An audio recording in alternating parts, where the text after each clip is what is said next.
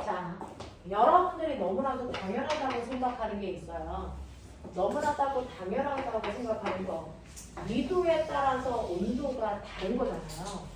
적도는 뜨겁고 북지방으로 갈수록 온도가 낮아지는 거잖아요. 그래서 고위도로 갈수록 추워지잖아요. 왜 그러냐고요. 왜 적도가 더 뜨거울까? 라고 물어봤더니 어떤 친구가 태양이랑 더 가까워서요.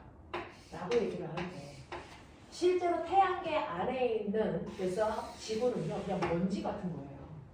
그러니까 극이나 적도 사이의 거리 차이를 그래서 얘기할 수 없을 정도로 작단 말이죠. 그러니까 적도가 더 태양이랑 가까이 있어서 뜨거워요. 말도 안 되는 헛소리 좀 하지 마세요. 그래서 아니라고요. 근데 왜 적도가 더 뜨거워요? 태양에서 오는 에너지는 어디나 다 똑같은 에너지가 그래서 오잖아요. 그럼에도 불구하고 적도가 더 뜨거운 이유가 뭘까요? 바로 지구가 둥글기 때문이에요. 지구가 둥글면 똑같은 햇빛이 오더라도 땅바닥이랑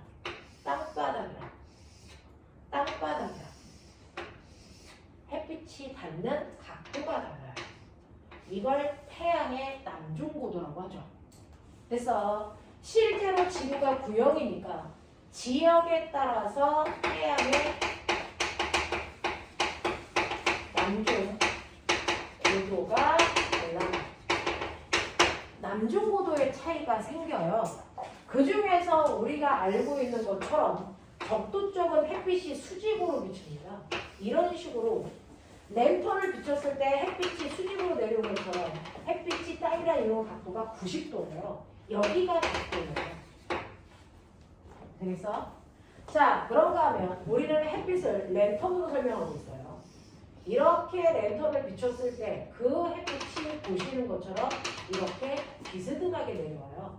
이게 중요해요. 랜턴을 비추는데 더 비스듬해요. 그러면 땅이랑 이루는 각도가 더 작겠죠. 이게 고위도예요. 그래서 땅이랑 햇빛이 이루는 각도, 그 각도를 언제 재는 거냐면 낮 12시. 낮 12시가요. 여러분들이 알고 있는 것처럼 태양은 동쪽에서 떠서 남쪽 하늘을 지나 서쪽으로 지잖아요. 낮 12시에 해가 가장 높게 뜨잖아요. 그거를 남쪽 중앙에 온다 그랬을 때 각도를 잰다 남중고도라고 하는 거예요. 이게 남중고도예요. 그래서 태양의 남중고도를 재는데 지구가 구형이기 때문에 낮 12시에 햇빛이 들어올 때 땅바닥이랑 햇빛이 이루는 각도가 달라요. 그러면 똑같이 태양에서는 100이라는 에너지를 동시에 쏜 거죠. 근데 느꼈니? 그 100이라는 에너지가 남중고도가 높을 때는요. 좁은 지역에 집중해서 그 에너지가 다 와요. 그러면 이 바닥의 면적을 그래서 내가 1제곱미터라고 치면 적도 쪽은 1제곱미터 안에 100이라는 에너지가 온 거예요. 그만큼 뜨거워지는 거예요. 그래서 근데 고위도 지방을 보면 햇빛이 이렇게 돼서 남중고도가 제일 낮아요. 그래서 이렇게 해서 햇빛이 비스듬히 왔을 때 그 100이라는 에너지가 퍼진 공간 보세요. 면적의 차이 보입니까? 그래서 여기 면적은 10제곱미터라고 칠게요. 거기에 100이라는 에너지가 온 거예요. 그러니 단위 면적에 들어오는 1제곱미터 안에 들어오는 에너지는 10밖에 안 들어오죠. 얘는 100% 왔을 때. 그러니 온도 차이가 생기는 거예요. 맞아요. 그래서 위도에 따라서 온도 차이가 생기는 이유가 지구가 구형이라 지표면과 태양이 이루는 남중고도의 차이예요. 그래서 그것 때문에 남중고도가 높은 곳은 따뜻하고요. 뜨겁고요. 남중고도가 낮은 곳은 차갑다고요. 그래서 온도 차이가 생긴다고요. 그래서 그 온도 차이 때문에 됐죠. 여러분들이 알고 있는 것처럼 단위 면적당 하루 동안에 받는 햇빛의 양이요. 여기가 적도요. 여기가 북반구 90도요. 여기가 남반구 90도요. 그랬을 때 단위 면적당 햇빛을 받는 양을 보면 적도 쪽이 더 많았잖아요. 이게 태양 복사 에너지예요. 하루 동안의 태양 복사 에너지 흡수량이 이만큼이야. 위도에 따라. 됐어? 이거 단위 면적당이야. 자, 그렇다면 받으면 우리가 지구가 햇빛만 받으면 계속 뜨거워져야 정상이죠. 근데 그렇지 않은 이유는 받은 만큼 내보내기 때문이란 말이죠. 그래서 내보내는 걸 지구 복사 에너지라고 하는데 내보내는 양은 위도에 따른 변화가 별로 없어요. 그냥 이렇게 돼요. 이게 지구 복사 에너지야.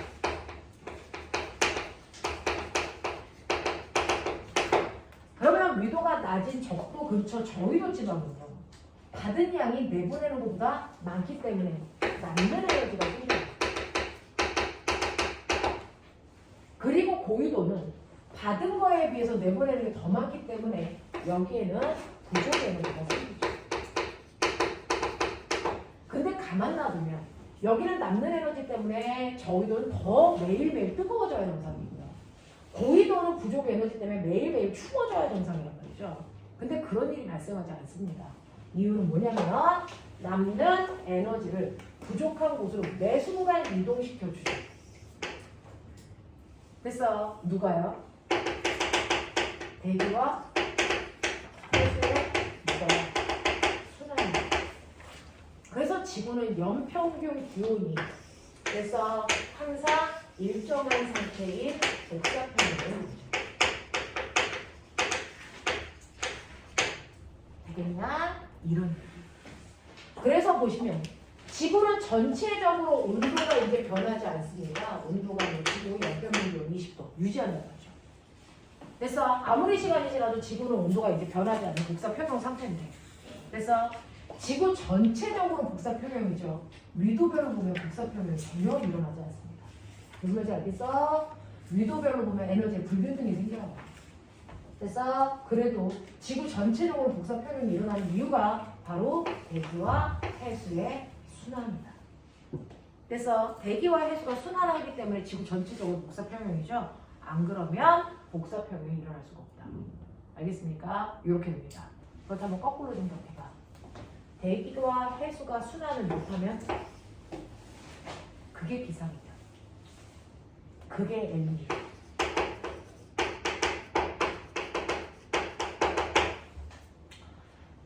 대기와 해수의 순환이 원활하게 일어나지 않으면 지구에 엄청난 일이 발생하고 있죠, 지금.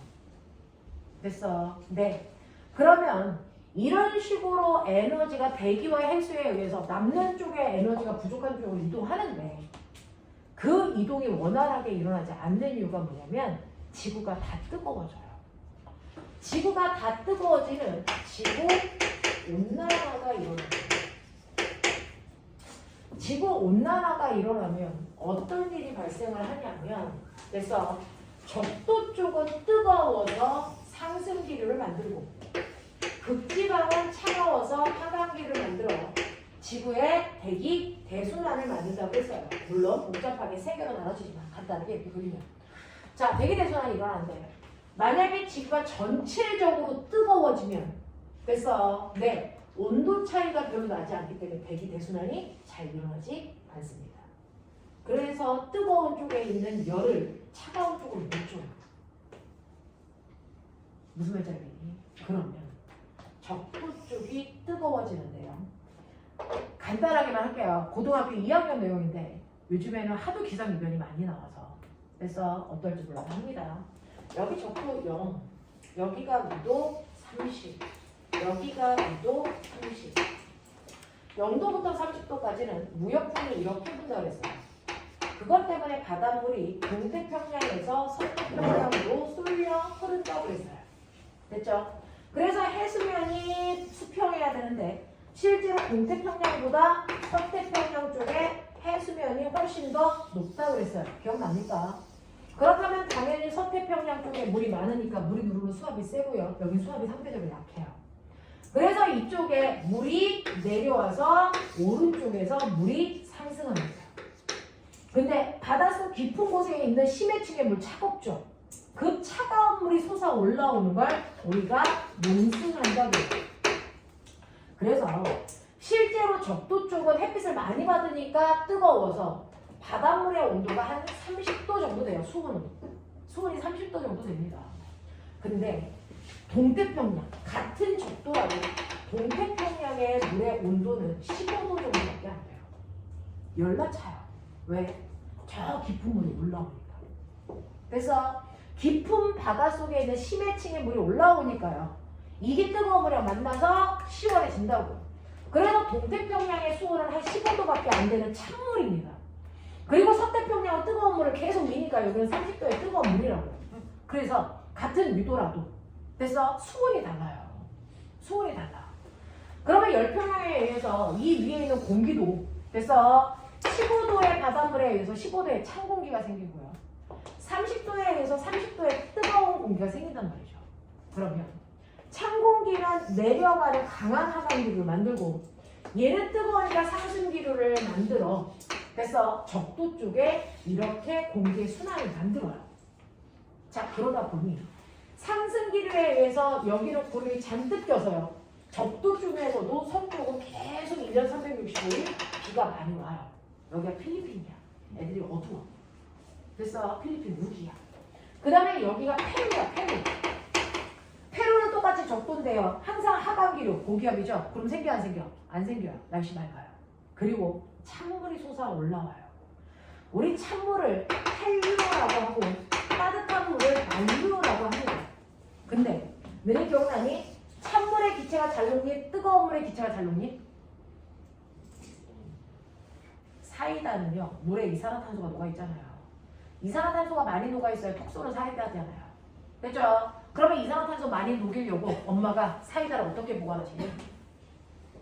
냉장고에 뚜껑 덮어 보관하시잖아요. 그러니까 기체는 온도가 낮을수록 잘 녹는 거잖아요.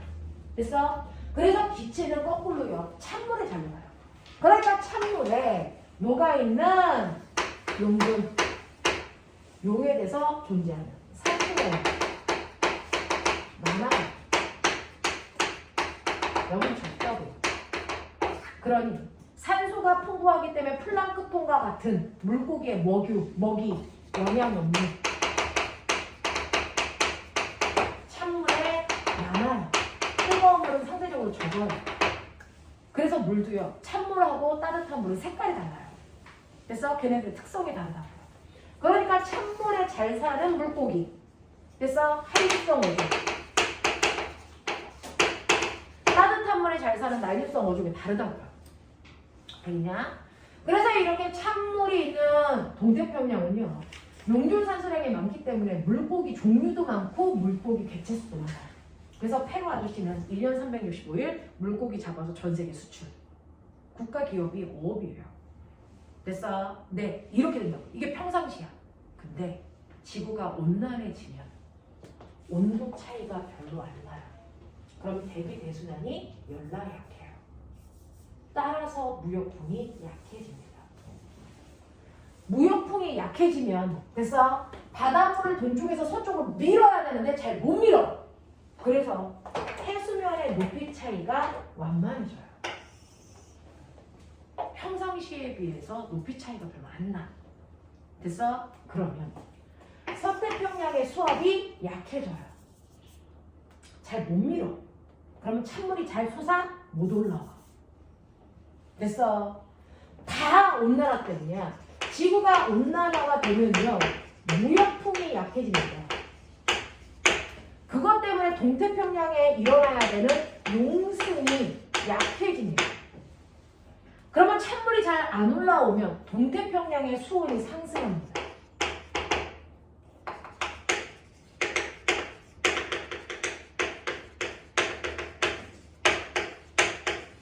그럼 하강기류와 상승기류의 차이가 별로 없어요. 그래서 따뜻하기 때문에 얘가 하강기류가 약해요. 그러면 공기를 밀어서 여기서 상승시켜야 되는데 힘이 약하니까 중간에 올라가 버려요. 여기에 비가 안 오던 곳에. 그래서 안 오던 곳에 비가 오고 오던 곳에 비가 안 와서 여기는 가뭄, 여기는 홍수. 기상이변이 생겨요. 이걸 우리가 뭐라고 하죠? 엘니뇨라고 해요. 이걸 엘니뇨라고 하는 거예요. 그래서 그럼 라니냐는 뭔데요? 라니냐는 반대. 이런 식으로 해서 열의 불균등이 생기면 그래서 열이 적도 쪽에 고여요. 여기는 계속 뜨거워지고 여기는 계속 차가워지니까 열이 됐어 불균등이 심해진다고요. 됐어 그랬다가 어느 순간 갑자기 열이 온도 차이가 크니까 확 움직여버려. 대기 대순환이 거꾸로 엄청나게 강해집니다. 됐어 대기 대순환이 약해졌다 강해졌다 약해졌다 강해졌다. 됐어 대기 대순환이 약해질 때가 엘니뇨 강해질 때가 라니냐. 됐어 이게 강해지면요 평상시에 비해서 상승 기류가 훨씬 더 강해져서 더 많이 밀어서 더 비가 많이 오는 현상. 평상시에 일어나는 일들이 더 세게 일어나면 라니냐. 그래서 평상시에 일어나던 일들이 약하게 일어나면 엘니뇨. 알겠습니까? 이렇게 된다고요. 근데 선생님 지구가 따뜻해지면 비싸게 팍가 살 필요 없고 지구 따뜻해지니까 좋은 거 아니에요? 애들도 따뜻한데 적응하면 되잖아요. 굳이 생태계가 파괴될 이유 있어요? 생태계가 파괴되는 이유는요. 지구가 점진적으로 따뜻해지면 적응하면 돼요. 생물들은 적응하는. 됐어? 개체니까 적응하면 되는데 문제는 뜨거워졌다 차가워졌다 뜨거워졌다 차가워졌다 비 오다 안 오다 오다 안 오다 이렇게 돼요. 그럼 적응할 수 있게 없어요. 그래서 생태계가 파괴됩니다. 알겠어요? 이렇게 된다. 기억해 주십시오. 됐죠? 네. 그래서 이 정도의 내용들은 여러분들이 나올 수 있으니까 그래서 유체지구에서 이 정도까지는 좀 기억을 해봐 두시면 되고 저하고 이제 외권에 해당되는 천체로 가죠. 외권에 해당되는 천체로 오시면 태양계부터 시작해서 우주까지 끌고 가시면 되거든요. 그러면 선생님 천체요. 오케이? 우리는요. 우리를 둘러싸고 있는 우리가 차지하는 공간 중에서 우리를 지배하는 아이가 별이죠. 우리 주변에 가장 가까이 있는 별이 누굽니까? 태양이요. 그래서 태양에 속해 있는 식구들이다. 그래서 태양, 개, 나무, 태양의 식구들. 그래서 이 태양의 식구들 안에는 스스로 빛내는 별은 태양밖에 없어요. 그래서 이렇게 태양이 있고요. 거기에 수, 금, 지, 화, 목, 토, 천, 해가 있는 거죠. 됐어요? 네. 자, 그 중에서요, 여러분들 전체적인 얘기를 한번 다 읽어보셔야 되고요. 그렇죠? 짧은 시간에 다 알게 될 수는 없지만 가장 핵심은 뭐냐면 태양계 안에서 그렇죠? 이 행성들이 가지고 있는 특징대로 분류했던 게 있어요. 행성의 분류. 그래서 수성이 어때? 이런 건 묻진 않아요. 그래서 행성의 분류를 여러분들이 기억할 수 있냐? 라고 하면 태양처럼 스스로 빛을 내는 천체를 뭐라고 하니? 행성이라고 하고 이게 별을 분류입니다. 됐어? 그리고 그 항성을 중심으로 공존하는 애들을 뭐라고 하니? 행성이라고 해요. 됐어? 행성이 지구를 중심으로 공존하는 달과 같은 애들은 뭐라고 하니? 위성이라고 해요. 맞죠? 이렇게 천체들마다 그 지위가 있어. 그 지위에 맞게 붙이는 이름들이 있다고요. 항성, 행성, 위성. 알겠습니까? 이런 애들이 있는데.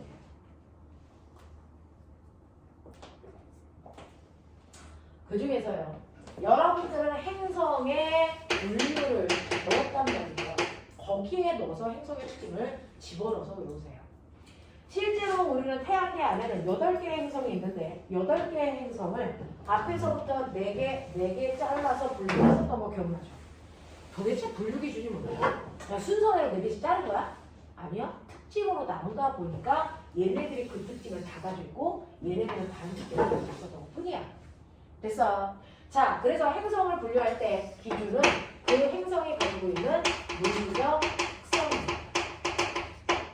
행성이 가지고 있는 물리적 특성에 따라 행성을 분류했을 때 그래서 지구와 같은 특징을 가지고 있어요. 지구형 행성. 목성과 같은 행성 특징을 가지고 있어요. 목성형 행성.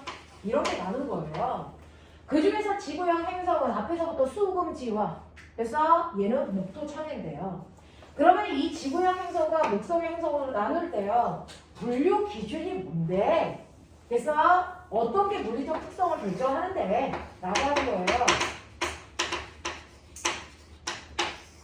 그 분류의 기준이 되는 게 바로 많다, 적다, 크다, 작다라는 양, 물리적 특성이에요. 그 중에서요, 크기, 질량, 알아요? 위성수, 고리의 유무, 그래서 자전, 속도, 자전, 주기, 밀도, 요거예요. 여기에 공전 속도, 공전 주기 안 들어갑니다. 아시겠어요? 들어가는 거 얘네들이에요. 자, 이 물리적 크기를 나눌 때 기준이 얘네들인데요. 그 중에서 여러분들 누가 더 커? 누가 무거워? 누가 위성 많이 가지고 있어? 됐어? 싹 다 좋은 거 누구 거? 싹 다 좋은 거 누구 거? 목성형 행성. 목성형 행성이요. 모두 다 크고요. 많아요. 그래서 질량 크기도 크고 질량도 크고 위성도 많이 가지고 있고 고리도 얘네들은 있는데 얘네들은 없고.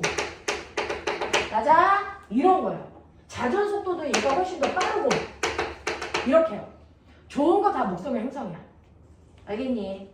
지구형 행성이 큰 값을 가지고 있는 건 유일하게 두 가지. 요거만 구분할 수 있어요. 지구형 행성이 큰 값을 가지고 있는 건 유일하게 요거 두 가지인데요. 됐어? 그 중에서요. 목성형 행성들은 자전을 빨리 한다 그랬죠? 자전 속도 빠르죠? 그러면 한 바퀴 돌아오는데 걸리는 시간은 짧겠죠? 그래서 목성형 행성은 한 7시간 정도 걸려요. 근데 지구형 행성은 지구 24시간 걸려요. 그래서 자전 주기는 지구형 행성들이 훨씬 더 뭐하다? 길다. 왜? 느리니까. 느리니까 길겠죠. 됐어? 그리고 밀도는 지구형 행성들이 크기가 왜요? 지구형 행성들은 됐어? 암석으로 되어 있어요. 돌. 근데 목성형 행성은 돌이 아니고 가스죠. 가스. 주로 헬륨으로 되어 있는 가스예요. 그러니까 가볍죠. 됐어? 이렇게 되더라고요. 그래서 이런 식으로 지구형 행성과 목성형 행성을 우리가 물리적 특성에 따라서 나눈 겁니다. 그 종이. 여러분들이 알아두셔야 될 만한 것들은 그래서 첫 번째 수성만이 가지고 있는 특징 기억나요? 수성만이 가지고 있는 특징 요거는 이제 머릿속에 넣으셨고요. 수성만이 가지고 있는 특징은 뭐니? 라고 하는 거예요. 천체 중에서 유일하게 수성만이 가지고 있는 유일한 특징은 그래서 수금지와 목토 천의 8개 중에 얘만 없어요. 뭐가요? 뭐가 없어요? 얘만 여기가 없어요. 아세요? 대기는요. 수성을 뺀 나머지 행성이 다 가지고 있습니다. 됐죠? 수성만 대기가 없어. 수성만 대기가 없으면 어떤 특징이 나타날까? 생각. 대기가 없다는 건 공기가 없다는 거잖아요. 그 공기가 질소로 되어 있든 산소로 되어 있든 메탄으로 되어 있든 상관없어. 그래서 공기가 없어요. 그러면 대기가 없으니까 얘는 소리가 전달되지 않아요. 다 생각해내. 그리고 대기가 있으면 대기 때문에 빛이 천천히 들어갔다가 천천히 나와요. 속도가 느려지잖아요. 그래서 햇빛이 들어갔다가 천천히 나오니까 햇빛이 없을 때와 있을 때 온도 차이가 별로 나지 않아요. 됐죠? 네. 그래서 일교차가 얘는 대기가 없으니까 햇빛이 빨리 들어갔다 빨리 나오는 거잖아요. 일교차가 뭐하다? 그 다음 물화생기를 건너뛰어서 다 생각해보자고요. 됐죠? 얘는 대기가 없으면 됐죠? 우주에 떠다니는 먼지 쓰레기, 운석이죠. 그걸 만유력에 의해서 얘가 끌어당기죠. 그럼 위치 에너지가 감소해서 무슨 에너지가 생기니? 운동 에너지가 되죠. 떨어지죠. 근데 지구는 대기가 있어서 지구가 돌 때 대기도 같이 돌아요. 그래서 대기가 미친 듯이 빠른 속도로 막 돌고 있는 대기 믹서기예요. 거기에 운석이 들어오니까 얘가 갈려요. 그래서 마찰에서 부딪히면서 타요. 그게 별똥별이에요. 그게 유성이에요. 그래서 대기가 있기 때문에 유성 현상이 생기는데 얘는 대기가 없잖아요. 믹서기로 안 갈려요. 그 큰 덩치가 그냥 팡 하고 떨어져요. 그래서 수성은 운석 구덩이가 많이 생겨요. 그리고 운석 구덩이가 생기면 선생님 한 번 땅이 파이면 비 오고 바람 불면 없어지잖아요. 얘는 비하고 바람이 불지 않아요. 대기가 없으니까. 그래서 얘는 풍화 침식작용이 일어나지 않습니다. 무슨 말인지 알겠어? 네. 그리고요. 우리는 하늘을 보면 하늘이 무슨 색깔이에요? 해 떠 있을 때 푸른색이죠. 왜 그럴까요? 빛이 파래요? 그럼 우주에 가서 태양을 보고 있으면 우주 색깔이 푸를까요? 아니요. 푸른색으로 보이는 이유는 빨주노초 파남보라는 햇빛 중에 걔가 질소와 산소를 통과할 때 파란빛이 가장 많이 터진다고요. 그래서 하늘이 푸르게 보이는 건데 수성에 가면 햇빛을 산란시키는 기체가 없어요. 그래서 해가 떠 있어도 하늘은 시꺼멓게 보입니다. 그래서 목성에 가면 대기가 주로 메테인으로 되어 있어요. 그 메테인이 가장 많이 산란시키는 게 뭐냐면 빨간색입니다. 그래서 목성에 가서 하늘을 볼 수 있으면 봐보세요. 하늘이 새빨개 보입니다. 알겠어요? 이런 식으로 대기가 있어야 빛을 산란시켜서 하늘의 색깔이 갖는데 얘는 빛이 산란되지 않으니까 하늘이 검게 보여요. 알겠습니까? 이런 특징을 나타낸다. 아, 대기가 이런 역할을 하는 거구나. 알겠습니까? 머리에 늘어나는 거죠? 수성의 특징이 이거야! 이거 외우라는 게 아니고 그래서 아, 대기가 이런 성질을 나타내네. 알겠습니까? 네, 이런 것들 기억해 주시면 되고요. 송은 선생님이 여러분들한테 그래서 기출문제 보여드렸을 텐데 자, 실제로 태양에서부터 수분지하부터 천해가 있으면 태양열이 이렇게 오겠죠. 그러면 가장 뜨거워야 되는 게 뭡니까? 수성이죠. 왜? 정말 제일 가까이 있으니까. 근데 실제로 행성 중에 제일 뜨거운 게 누구예요? 얘는 시키도 공부 안 해? 금성. 금성이 제일 뜨거워요. 그래서 행성들 중에서 금성이 가장 뭐하다? 뜨겁잖아요. 왜 금성이 제일 뜨거워요? 라고 하면 그래서 얘네들을 이용해서 여러분들 노라생지 내용 중에 선생님이 해줄 수 있는 걸 다 반복해 주겠다는 거죠. 이걸 외우라는 게 아니에요. 금성이 제일 뜨거워. 이제 와서 그걸 외워. 그래서 뜨거운 이유를 외우셔야죠. 실제로요. 이렇게 대기가 있는데 그래서 금성이 있는데 금성을 둘러싸고 있는 대기가 뭘까요? 이게 이산화탄소. 이산화탄소입니다. 그래서 근데 너네 지구에 있는 공기가 우리를 누르는 기압 몇 기압? 1기압. 금성의 기압 얼마? 95기압. 알겠지? 거기가 서 있으면 너네는 호떡처럼 눌려. 죽는다고요. 기압이 너무 세서. 95기압이에요. 그래서 이렇게 어마어마하게 95기압이라는 얘기 뭐야? 공기가 지구에 비해서 95기압 많다는 얘기잖아. 무거운 공기가 많다는 얘기잖아. 그게 이산화탄소. 걔네들이 누르고 있기 때문에 95기압인데 열나가는 이산화탄소죠. 이산화탄소는 어떤 역할? 온실가스. 기억납니까? 온실가스. 됐죠? 햇빛이 들어와요. 햇빛이 들어와서 금성이 그걸 먹었다가 지구랑 똑같이 적외선의 형태로 내보낼 건데 그 적외선이 그냥 나가도 돼. 근데 온실가스의 역할이 뭔지를 설명해 드릴게요. 이건 지구도 똑같습니다. 햇빛이 들어옵니다. 대부분 가시광선의 형태로 들어와. 그걸 지표에서 먹었다가 배출할 때가 적외선입니다. 근데 이 적외선이라는 열작용을 하는 아이를 먹는 기체가 있어요. 누구? 온실가스. 온실기체가 이산화탄소, 수증기, 메테인 이런 애들이거든요. 그러니까 가시광선의 형태로 올 때는 얘네들 못 건드려. 온실가스이기 때문에. 근데 얘가 나올 땐 적외선이잖아. 그러면 50% 땅바닥이 먹었다가 50% 나가면 돼. 근데 나가는 50% 중에서 40%는 내보내고요. 10%를 지네들이 먹고 그거를 그냥 쳐먹으면 되는데 먹고 땅바닥으로 다시 보내. 그러면 지표는 그래서 50%가 아니고 얘가 보내는 10%까지 합쳐서 60%의 열을 받아 뜨거워지는 거야. 그랬다가 얘가 나가. 그러니까 들어온 만큼 나가는 건 맞아. 근데 그냥 나가는 게 아니고 한 번 더 데웠다가 나간다. 그래서 지구의 평균 기온이 높아지는 거야. 근데 온실가스가 더 많아. 그러면 50%가 나갈 때 10%만 보내줘서 지구가 따뜻해진 게 아니고요. 온실가스가 많아지니까 20%를 다시 방출해. 그리고 내보내. 그럼 더 뜨거워져. 알겠어? 그래서 지구의 연평균 기온이요.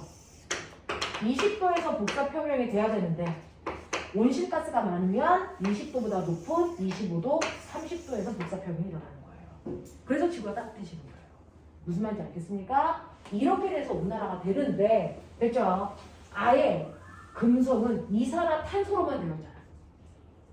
그러니까 열이 엄청나게 많이 갖춰져요. 그래서 그렇기 때문에 햇빛에서 오는 양보다 이 온실가스에 의해서 금속이 더 많이 데워진다고요. 그래서 수성보다 더 뜨거워요. 알겠습니까? 네. 그래서 이산화탄소의 온난화가 이런 겁니다. 이 머릿속에 넣으시면 돼요.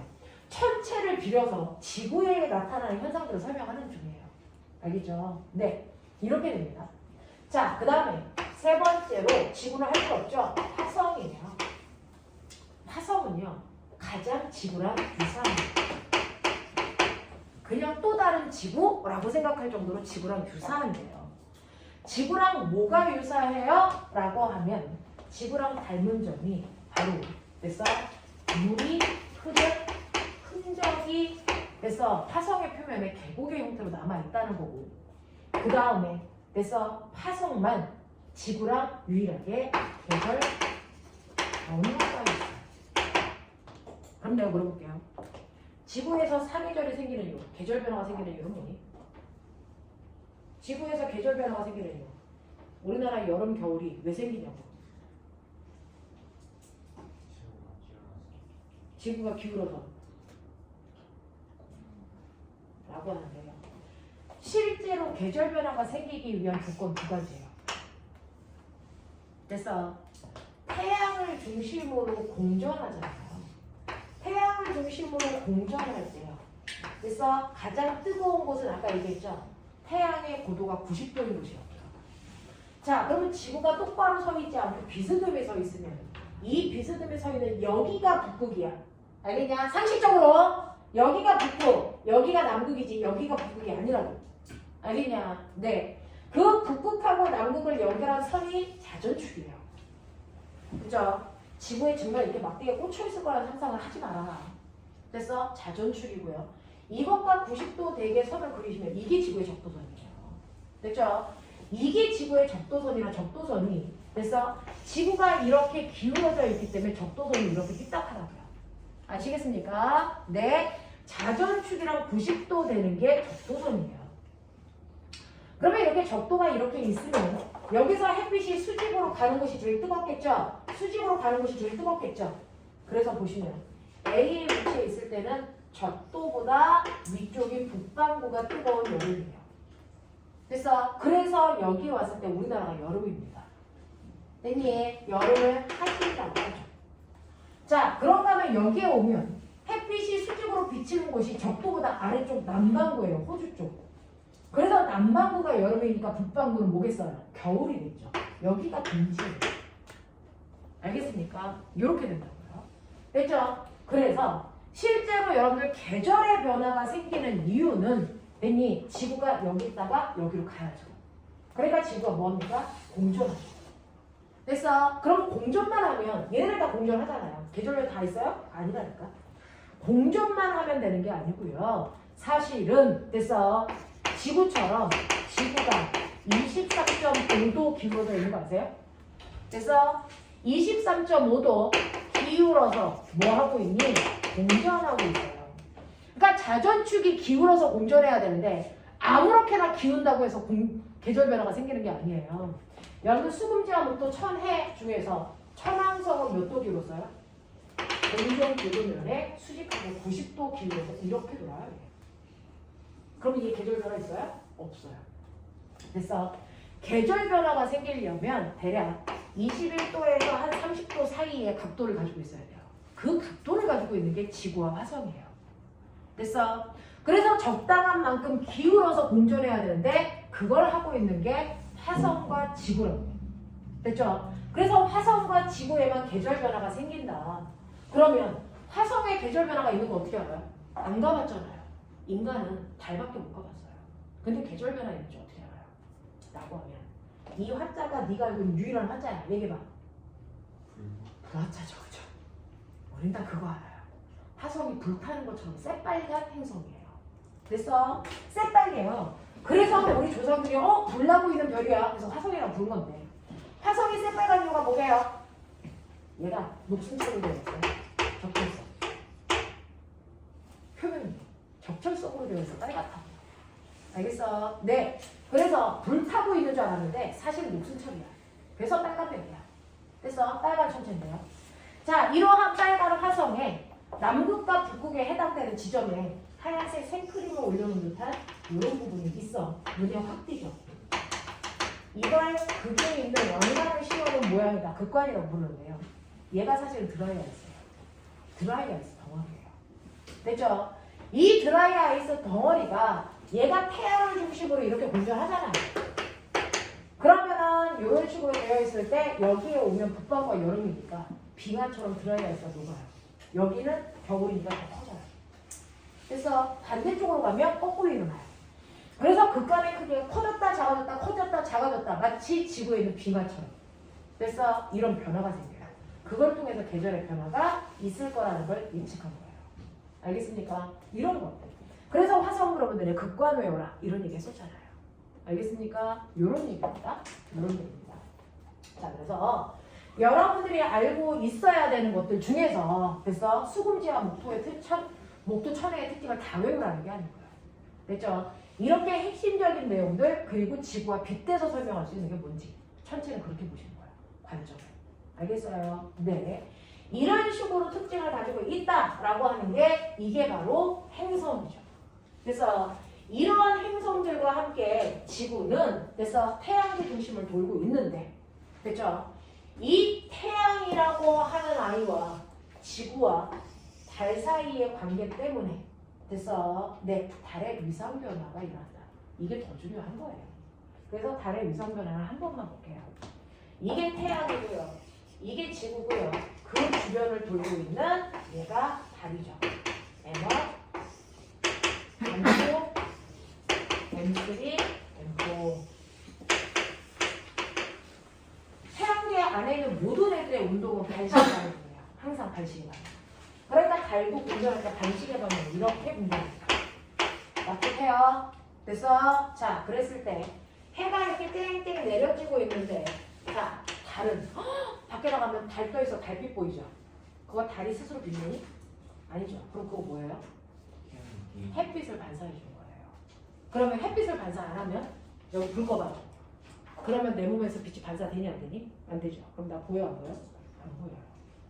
그러니까 내가 보인다는 건 내가 있기 때문에 보이는 게 아니고요. 내 몸에서 빛이 반사되어 보이는 거고 내 몸에서 빛을 반사시키지 않으면 내가 있어도 너네 날 못 봐. 투명인 말이야. 알겠어? 그게 투명인 거예요. 투명인간은 내 몸이 투명해. 이게 아니고 그래서 내 몸에서 빛 반사를 못해서 네가 날 못 보면 난 투명인간이 된 거야. 알겠습니까? 이거예요. 자, 그러면 이런 식으로 햇빛이 막 나가고 있으면 그 햇빛을 반사하는 면만 우리가 보인다고요. 그러면 태양이 왼쪽에 있으니까 지구를 달을 이렇게 잘라서 왼쪽만 반짝반짝 빛나고 있어. 이것만 보여. 밑에 있는 그러면 그거를 그 천체 밑에 있는 사람이 그래서 정확하게 밑에 있는 사람이 관측합니다. M1달을 관측하는 사람이 A고요. M2달을 관측하는 사람이 여기서 관측자가 보고 있는 거죠. A가 얘를 째려보는 거 그거 안 돼요. 이게 약속입니다. M3달은 그 달 밑에서 관측자가 보는 거예요.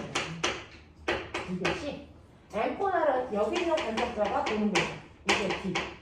되겠습니까? 이렇게 관찰자들이 각각 그 위치에서 볼 때 이 달이 어떤 모양이야? 라고 하면 M1, M2, M3, M4 이렇게 된다고요. 되겠죠? 자, 그랬을 때 M1에 있을 때 이 사람이 고개를 딱 들어. 고개를 딱 들었을 때 얘 머리 위에 있는 이 달이 보이겠죠? 이거 보일까 안 보일까? 안 보여요. 햇빛 반사 안 하잖아요. 그러니까 M1에 있을 때는 달이 있지만 빛 반사를 하나도 안 하기 때문에 달이 내 눈에 안 보인다. 이걸 우리가 사비라고 한다. 그렇죠? 이렇게 된 거예요. 대신에 정반대 쪽을 보면 C쪽 고개를 들어. 그러면 이렇게 보이죠. 달이 전체가 다 보입니다. 됐죠? 그래서 M3에 오면 자기가 보는 면에 모든 달이 다 보이기 때문에 달이 보름달로 보이죠. 이게 맞는 거예요. 되겠어. 자, 그 다음에 여기에 오면 얘는 고개를 들어. 그러면 얘가 보면 하늘은 이렇게 줘. 그러면 반쪽은 햇빛을 반사하니까 보이지만 반쪽은 안 보여요. 맞아요? 그래서 반달이에요. 반달이 돼. 이 반달의 위치는 이 사람의 입장에서 어느 쪽? 오른쪽이 보이는 반달이고요. 이 사람의 입장에서 고개 들어봐. 여기죠. 이쪽은 안 보이고 이쪽만 보이죠? 왼쪽 반달이 보이는 거야. 무슨 말인지 알겠어? 그래서 M2에서는 오른쪽만 보이는 반달, M4는 왼쪽만 보이는 반달이에요. 자, 우리는 반달을 현이라고 합니다. 현이라고 하는데 우리 제자들은 오른쪽을 더 좋아하기 때문에 윗성자 써서 상현, 이거는 하현 이렇게 하는 거죠. 됐어? 자, 그랬다가 다시 얘가 M1이라는 위치로 와서 다시 사기 되면 한 바퀴 다 돌았네? 됐어? 라고 하는 거죠. 됐냐? 이런 식으로 다리 지구 둘레를 도는 공전을 한단 말이죠. 이렇게 지구 둘레를 돌면서 제자리로 돌아올 때까지 이게 달의 한 달의 공전이야. 되겠어? 자, 그랬을 때요.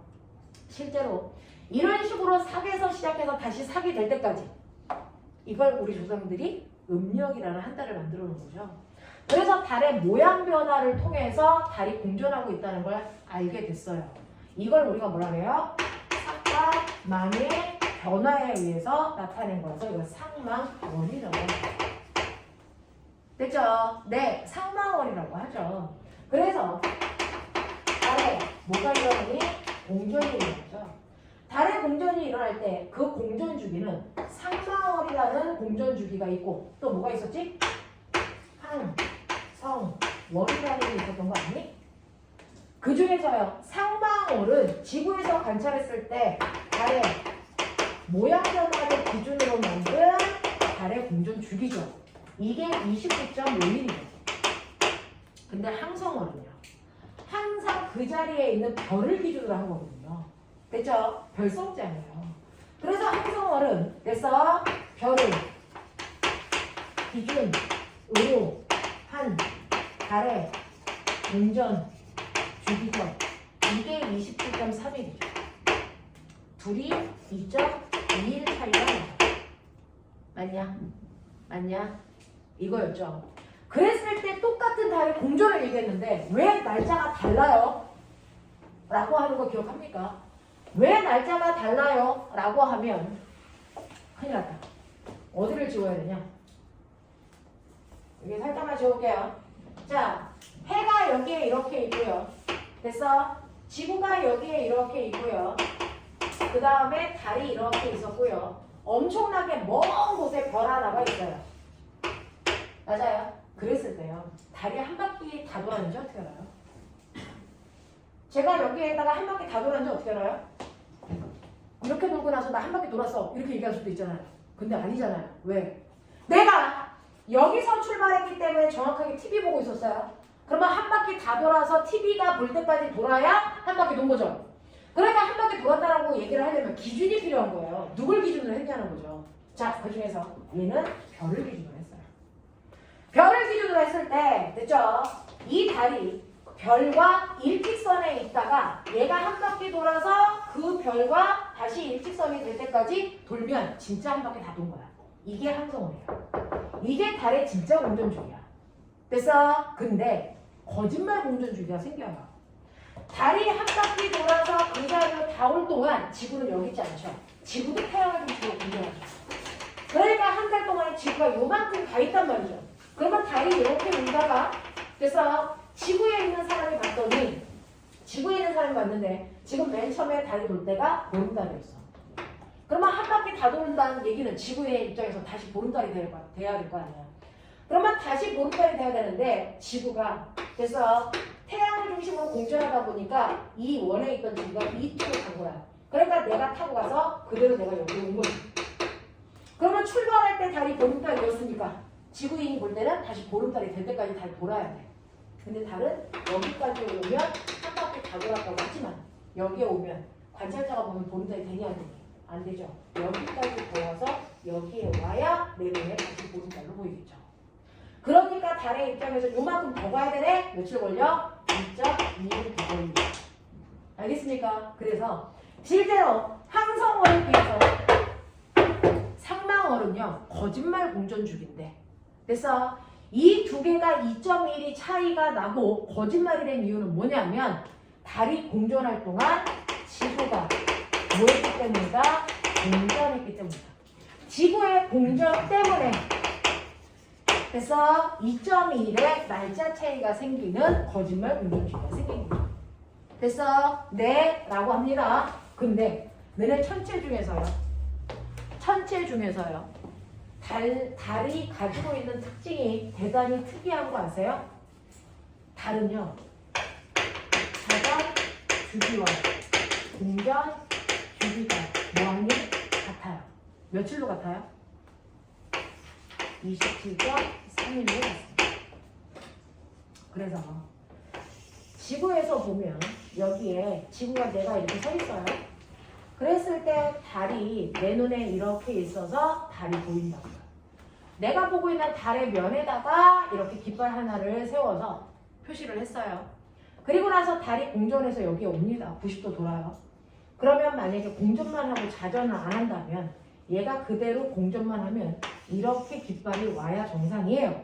그죠? 근데 자전과 공전 속도가 똑같으니까 공전을 90도 하면 자전도 90도 해야 되거든요. 그러면 여기서 90도 틀었다고 생각해 보세요.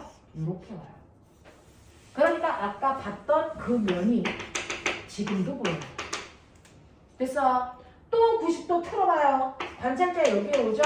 그러면 얘가 그대로 이렇게 와요. 얘 또 틀어요. 그대로 같이 와요.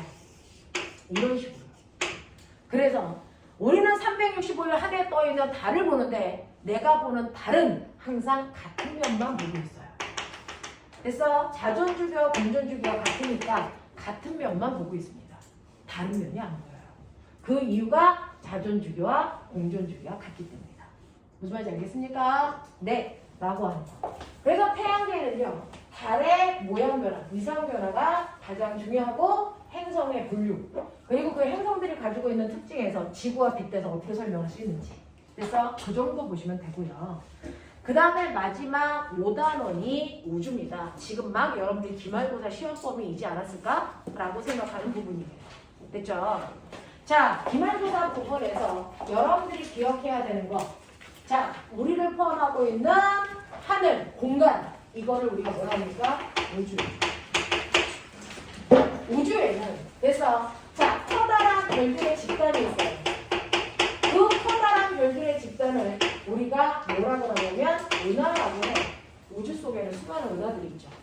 그래서 그 은하들 중에서 작은 별들의 또 다른 집단, 이걸 뭐라 합니까?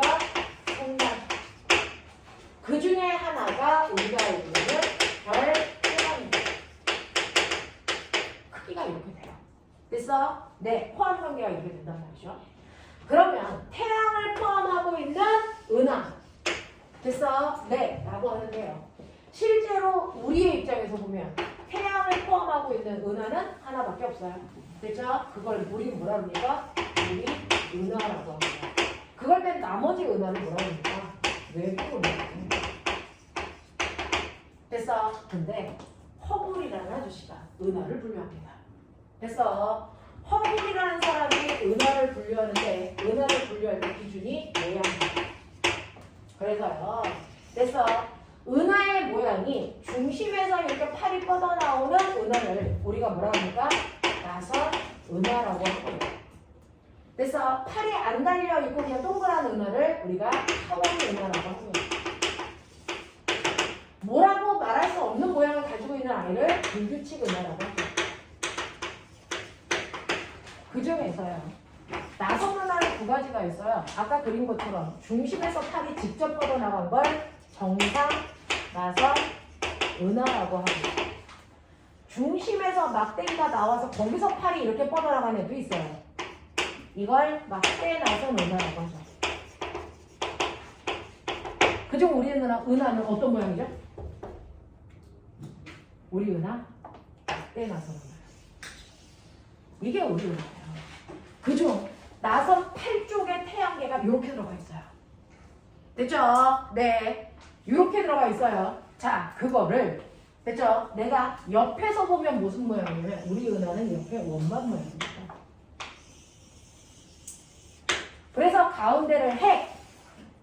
됐어? 그리고 나선팔 또는 가장자리 이렇게 표현하는데 우리 은하는 끝에서 끝까지가 10만 광년.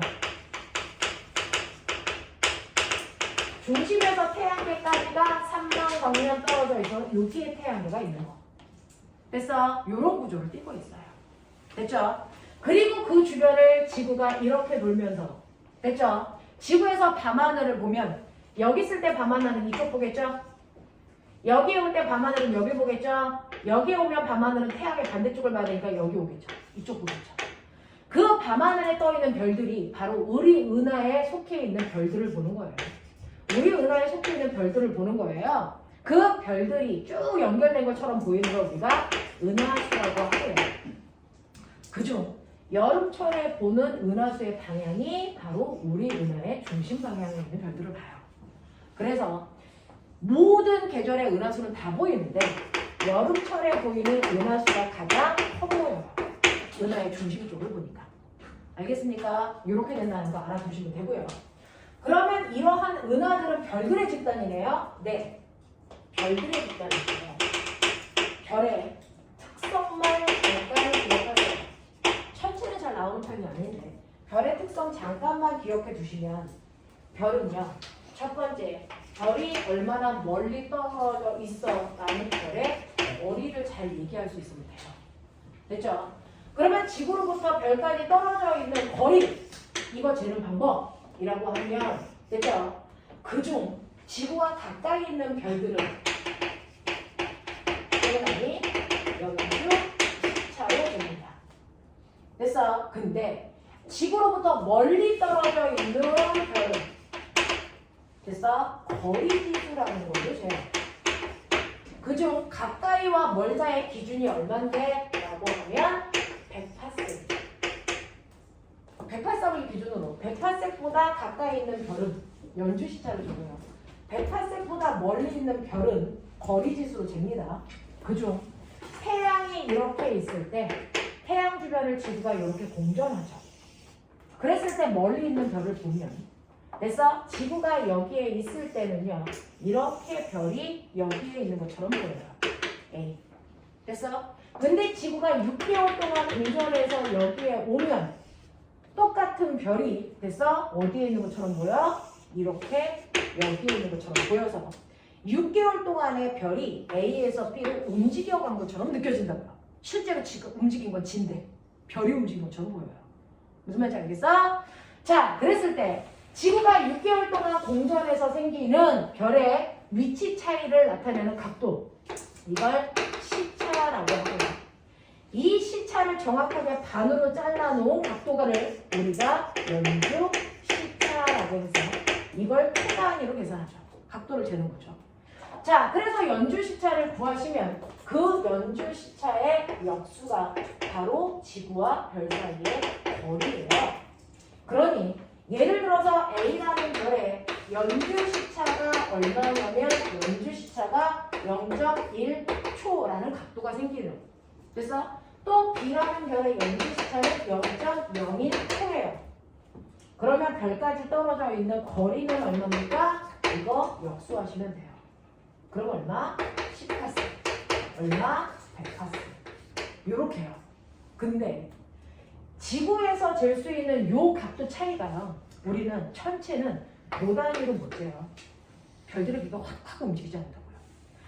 1도를 60등분 하시면 그 안에 들어있는 데서 작은 하나가 바로 뭡니까?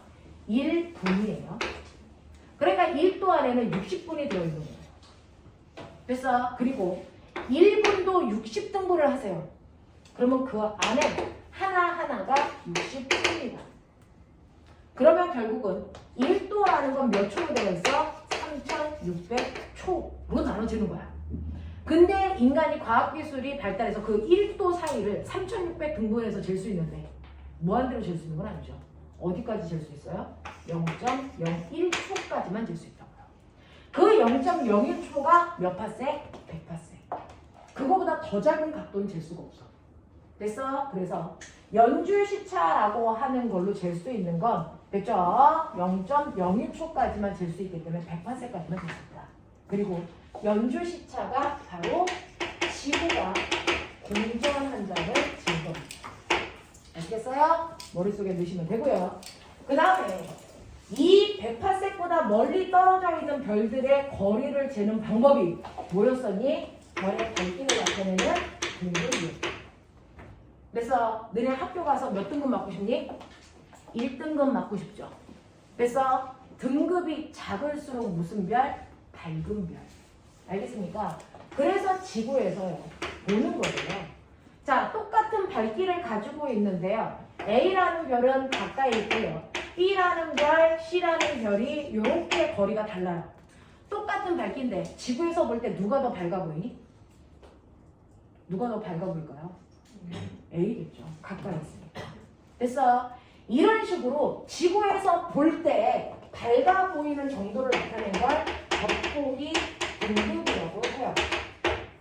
이 등급은 무한대의 숫자 쓸 수 있어요. 마이너스 1, 0, 1, 2, 3, 4 무한대로 쓸 수 있고요. 정수가 아니어도 상관없어요.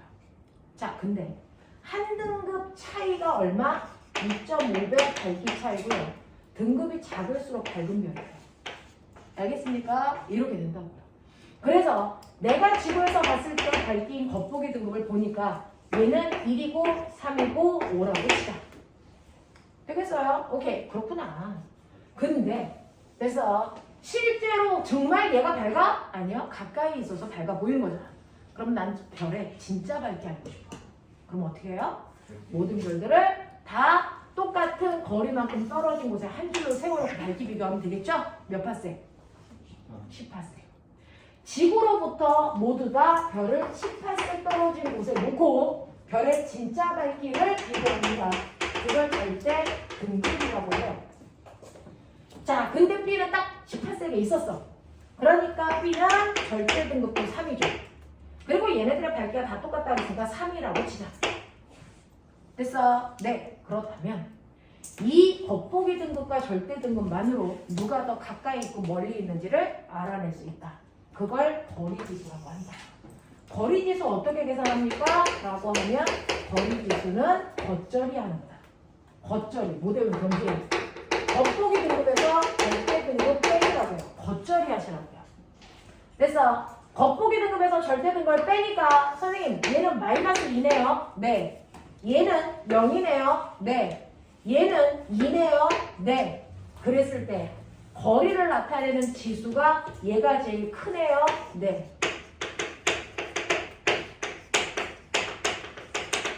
거리 지수가 큰 애가 멀리 있다는 뜻이에요. 거리 지수가 작을수록 지구랑 가까이 있다는 뜻이에요. 됐어? 근데 거리 지수가 0인 건 무슨 뜻이에요? 라고 하면 처음부터 얘는 어디 있었다? 정확하게 18세기에 있었다. 이 뜻이에요. 그래서 거리 지수는 0, 그 다음에 0보다 큰 양수, 0보다 큰 음수로 나누시면 0은 정확하게 지구로부터 18세 떨어진 곳에 있었고요. 양수는 18세보다 멀리 있는 별이고요. 그래서 음수는 18세보다 그 별이 가까이 있다는 뜻이야. 그리고 거리 지수를 계산했더니 겉보기에서 절대를 뺐더니 어떤 아이는 3 나오고 어떤 애는 5 나왔어. 숫자가 클수록 더 멀리 있다고요. 알겠습니까? 이런 걸 나타내는 거. 이해돼? 이해되겠어? 오케이. 그러면서 마지막 이것만 할게요. 그럼 선생님, 지구에서 봤는데요. 어떤 별이요? 그래서 겉보기 등급이 3이고요. 절대 등급이 그래서 5예요. 지구로부터 떨어져 있는 거리가 R인데요. 저는 얘를 지금보다 10배 먼 곳으로 해서 이동시켜 볼게요. 시간이 떨어진 걸로 올게요. 무슨 등급이 바뀔까요? 얼마로 바뀔까요? 이게 핵심이잖아요. 실제로요, 빛은요, 구면파예요. 그래서 처음에는 에너지가 여기에 100만큼을 채웠다면 멀어지면 조금 더 멀리 여기를 100으로 채워요. 그리고 여기를 100으로 채우다 보니 같은 면적에 들어오는 빛 에너지가 멀어질수록 뭐해지니? 작아져요. 면적에 그래서 반비례해서 줄어든다고요.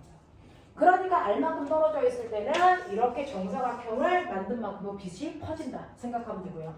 시발이 되면은 이런 식으로 정사각형 만들어서 빛이 퍼진다 생각하시면 되거든요.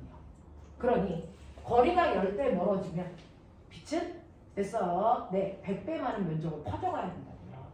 그러니까 거리 변화에 제곱분의 1만큼 밝기가 어두워져요. 그래서 거리가 10배 멀어지면 밝기는 100배 어두워져요. 이해해요? 그럼 밝기가 100배 차이면 너네 기억나요? 한 등급 차이가 몇 배 차이? 2.5배 차이. 그러면 100배 차이려면 2.5에 몇 승? 5승.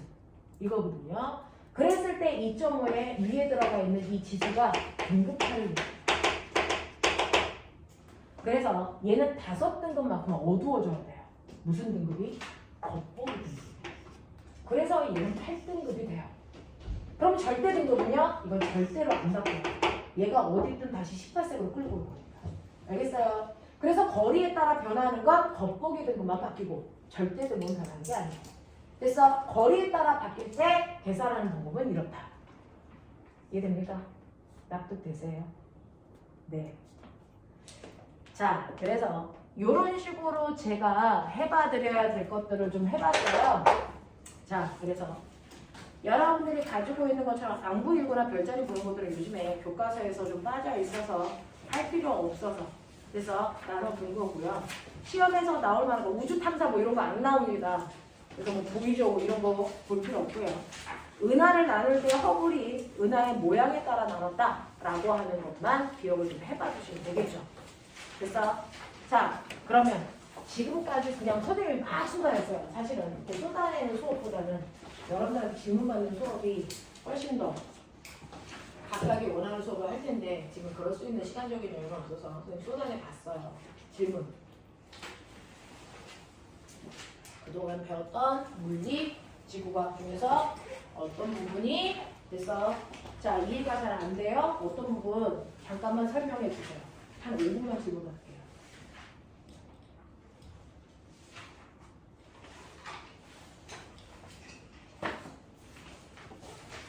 없어요?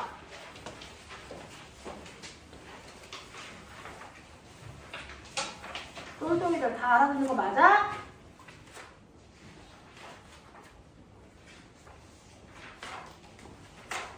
일단은 제가 수업 준비한 거는 다 해봐 드렸는데 괜찮아요? 이 정도면 돼요?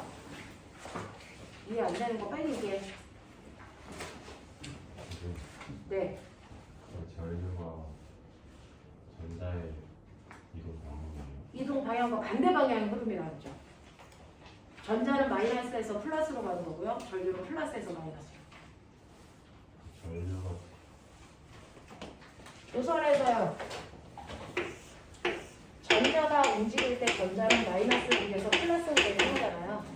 그래서 전자의 이동 방향은 플러스에서 아니 전자의 이동 방향은 마이너스에서 플러스 방향이고요. 이걸 회로도로 그리면 얘가 플러스고 얘가 마이너스니까 마이너스에서 플러스를 향한 방향으로 전자가 움직입니다. 전류는 전자와의 반대 방향의 흐름이 나오죠. 그러니까 전류는 거꾸로 이렇게 간다라고 얘기하셔야 됩니다. 전류가 뭐예요? 전자의 반대 방향 흐름. 전자의 흐름인데 단지 전자와 반대 방향의 흐름이다. 됐어? 그래서 이렇게 전기가 흐르는 도선을 잘라요. 잘랐을 때 1초라는 시간 동안에 전자가 몇 개 움직여. 됐어? 이게 바로 전류입니다. 1A라는 전류는 도선을 잘랐을 때요. 1초라는 시간 동안에 전자가 6.26 곱하기 10의 8승계가 움직이면 이렇게요. 됐습니까? 네. 그래서 얼마나 전자가 빠르게 많이 흘러? 이게 전류의 세기예요. 됐죠? 네. 전자와 반대 방향의 흐름이고요. 또요. 또요.